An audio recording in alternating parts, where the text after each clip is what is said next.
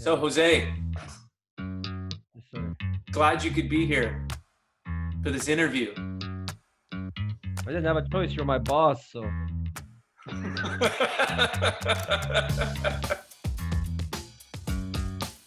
Tell us a little bit about yourself.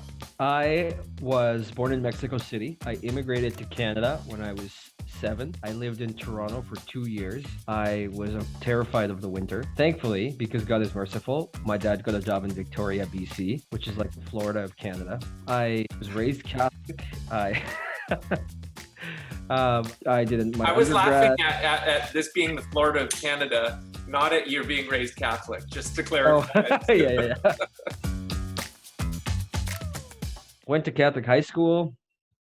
Was a bit of a loose cannon in high school.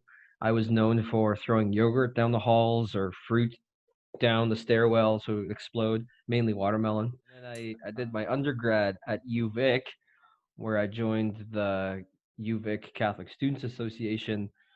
Why did you join the Catholic Association? I wanted to meet girls. I'm just kidding. I'm partially. I ask you this because it sounds like you were such a hooligan in high school. Why would you join the Catholic Association? Was it like your version of penance? I've always been attracted to the intellectual prowess of our tradition. St. Thomas Aquinas, St. Augustine. I read those guys in high school. I read the Confessions and the City of God. Oh, wow. And I was also very drawn to our chaplain, Father Dean. He is an academic himself. He studied at Oxford. He's got a bunch of master's degrees. Used to be Anglican, became Catholic, is a married Catholic priest. And people were always expecting him to be this very liberal type of priest because he's married, but he was one of the most orthodox and unabashedly Catholic men I've ever met. And I remember really kind of like a big turning point in my faith life was I went on a missions trip to Howsett, this First Nations reserve in just north of Tofino. Father Dean was given a homily. Like we were there to basically clean up the place and clean up the church. He quoted Augustine, and he said, like, people seem to think that the world is at war between love and hate, and Augustine says that's not true. The world is at war between two different types of love: love of self to the exclusion of others versus love of others to the denial and the death of self. I felt very compelled by that statement, and the juxtaposition of like the truth and beauty of that statement in this like dilapidated church, and that thing. And then kind of from that I became a lot more courageous about my faith. And then I did graduate school at the University of Toronto for about 3 years. There I was part of the Newman Center.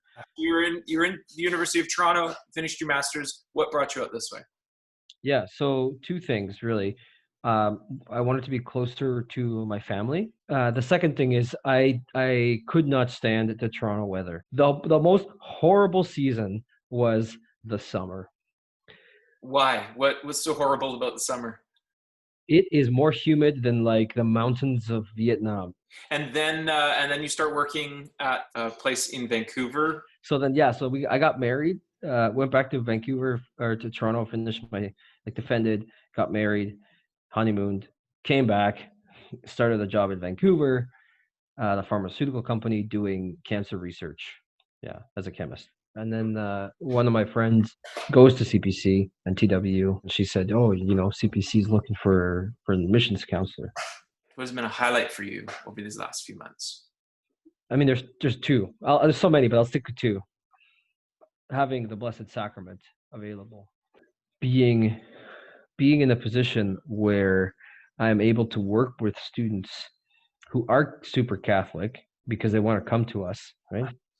Who have all these great stories and backgrounds and amazing insights, and just like really being introduced into these intimate parts of their lives, to these students who are, you talk to these students about their history, why they want to come to us, what they want to do. Why do they want to do that? To help them through that. You meet with their parents. Their parents tell you stories about their children, from when they were little to what, all these things. And you have students that cry in front of you. You have parents that are, cry in front of you. And it's amazing. I'm just like, dude, I'm just some random dude who just like called you to talk to you about this formation track, and they're just like giving me their heart. And it's what a gift. So Mm. one of the nice things too about being at CPC is, for me, being a young married dude, is having old married dudes to look up to. Thank you. Um, Appreciate it.